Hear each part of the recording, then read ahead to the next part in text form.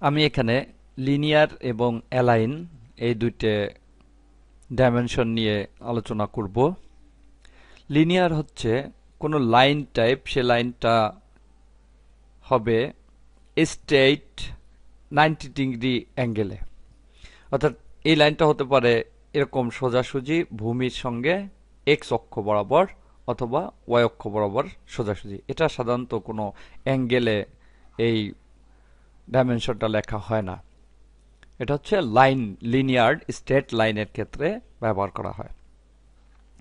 আমি এখানে একটা লাইন আঁকি, লাইনে ক্লিক করলাম, লাইনের ফার্স্ট পয়েন্ট এবং লাইনটা ওয়ার্ড দেই 10 ইঞ্চি, এখানে লিখে দেই 10, তাহলে এই লাইনটার লেন্থ হলো 10 ইঞ্চি।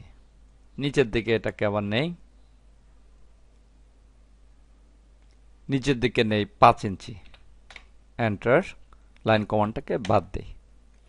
তো আমি জানি এটা আমি 10 ইঞ্চি এঁকেছি এবং এটা এঁকেছি 5 ইঞ্চি, কিন্তু ড্রয়িংটার উপরে এটা লিখে দিতে হবে, না হলে এই ড্রয়িং নিয়ে যখন কাজ করা হবে তখন বোঝা যাবে না কোনটার মাপ কতটুকুন, সেক্ষেত্রে ড্রয়িংটা হবে না।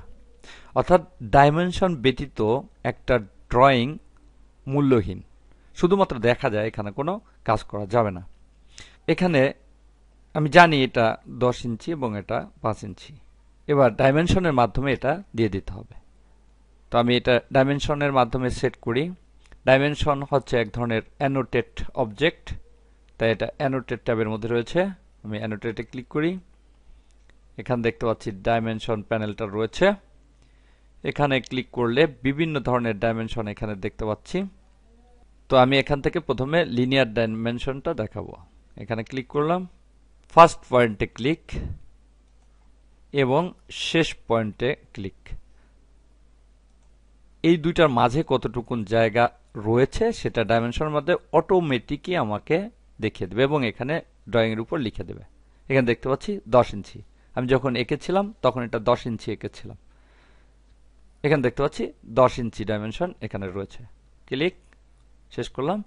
আবার নিচের এটুকুনকে ডাইমেনশন দিয়ে দেখি, ডাইমেনশন লিনিয়ার, এই বিন্দুতে ক্লিক, অর্থাৎ প্রথম পয়েন্টে এবং শেষ পয়েন্টে ক্লিক, দেখতে পাচ্ছি এখানে 5 ইঞ্চি রয়েছে। অটোমেটিক্যালি সে কাউন্ট করে বসিয়ে দিচ্ছে। আমি আঁকার সময় শুধু এটাকে পরিমাপ করে আঁকবো, কিন্তু ডাইমেনশন যখন দিব তখন সে অটোমেটিক্যালি এটা বসিয়ে দিবে। ক্লিক করলাম। এবার একটা বাস্তব প্রয়োগ দেখি, জুম আউট করি। এখানে দেখতে পাচ্ছি একটা ঘরের একটা পার্শ্ব ভিউ রয়েছে এবং একটা টিভির ড্রয়িং রয়েছে। আমি প্রথমে এই ড্রয়িংটার উপরে লিনিয়ার ডাইমেনশনটা দিব। এখানে ক্লিক করি, লিনিয়ার ডাইমেনশন, প্রথম বিন্দুতে ক্লিক করি, শেষ বিন্দুতে ক্লিক করি, উপরের দিকে যাই, তাহলে দেখতে পাচ্ছি এটা 7 ইঞ্চি রয়েছে। আবার এখানে ক্লিক করি, লিনিয়ার ডাইমেনশন, এখানে ক্লিক, এখানে ক্লিক, দেখতে পাচ্ছি 4.9497 ইঞ্চি এটা রয়েছে। এবার এটাকে যদি আমি কন্টিনিউ করতে চাই তাহলে এখান থেকে কন্টিনিউ এ ক্লিক করতে হবে। এখানে দুইটা অপশন রয়েছে, একটা হচ্ছে কন্টিনিউ, একটা হচ্ছে বেজ লাইন। আমি এখান থেকে কন্টিনিউটা করি।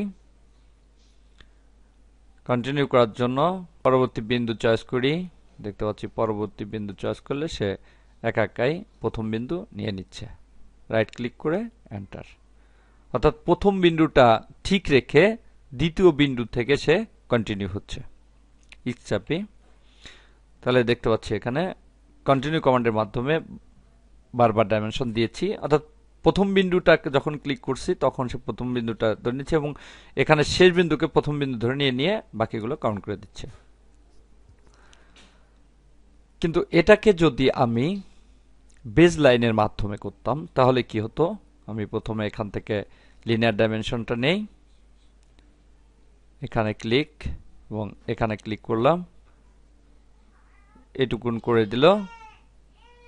এখান থেকে এবার বেজ লাইনটা নির্বাচন করি, তাহলে দেখি বেজ লাইনটা কেমন হয়। বেজলাইন হচ্ছে প্রথম যেখানে আমি ডাইমেনশনের জন্য ক্লিক করেছিলাম সেটাকে সে সবসময়ের জন্য প্রথম বিন্দু ধরে যাবে। এটা প্রথম বিন্দু, আমি প্রথমে এই ডাইমেনশনটা দিচ্ছি, এ পর্যন্ত যদি দেই প্রথম বিন্দু সেই প্রথমটাই রাখবে। আবার এখানে ক্লিক করলাম, আবার এখানে ক্লিক করলাম, দেখতে পাচ্ছি সব ক্ষেত্রে প্রথম বিন্দুটা সে এখানে ধরে নিয়েছে। এটা হলো বেজ লাইন, কিন্তু এখানে আলাদা আলাদা করেছিল, এটা ছিল কন্টিনিউ, এটা আলাদা আলাদা ভাগ করে দিয়েছে। কিন্তু এখানে বেজ লাইনটা যেখানে প্রথম ক্লিকটা করা হয়েছিল সেটাকে সে বেজ লাইন ধরে নিয়েছে। এবার রাইট ক্লিক করে এন্টার, কিবোর্ড থেকে ইস্ক। তাহলে এখানে দেখালাম কিভাবে কন্টিনিউ এর মাধ্যমে বারবার ডাইমেনশন দেওয়া যায়, এবং এখানে দেখালাম কিভাবে বেজলাইনের মাধ্যমে বারবার ডাইমেনশন দেওয়া যায়। এবার এটাকে একটু প্যান করি, আমি এখানে ডাইমেনশনটা দিব। তাহলে এখানে ক্লিক করে লিনিয়ার চয়েস করি, ক্লিক করলাম ফার্স্ট পয়েন্টে এবং শেষ পয়েন্টে ক্লিক করলাম। তাহলে দেখতে পাচ্ছি এভাবে দিচ্ছে। এটা হচ্ছে লিনিয়ার। লিনিয়ার সবসময়ের জন্য স্ট্রেট লাইন থাকবে 90 ডিগ্রি অ্যাঙ্গেলে, কিন্তু এই ক্ষেত্রে লিনিয়ার দিলে এটা দেখতে খারাপ দেখা যায় এবং অনেক সময় এটা বুঝতেও অসুবিধা হয়। সেজন্য এই ক্ষেত্রে যেটা 90 ডিগ্রি অ্যাঙ্গেলে না থেকে বিভিন্ন অ্যাঙ্গেলে থাকবে, 45 ডিগ্রি হতে পারে, 30 ডিগ্রি হতে পারে, অর্থাৎ অ্যাঙ্গেলে যেটা থাকবে সেক্ষেত্রে এখানে ক্লিক করে অ্যালাইনটা চয়েস করতে হবে। আমি এখানে অ্যালাইনটা চয়েস করলাম, প্রথম বিন্দু ক্লিক করি এবং শেষ বিন্দু ক্লিক করি।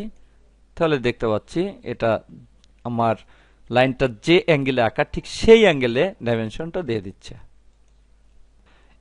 এভাবে অ্যালাইন অ্যাঙ্গেলের মাধ্যমে 90 ডিগ্রি ব্যতীত যে লাইনগুলো আঁকা হবে সেগুলোর উপরে ডাইমেনশন দেওয়া যাবে। এটা হচ্ছে লিনিয়ার এবং অ্যালাইন ডাইমেনশন দেওয়ার নিয়ম।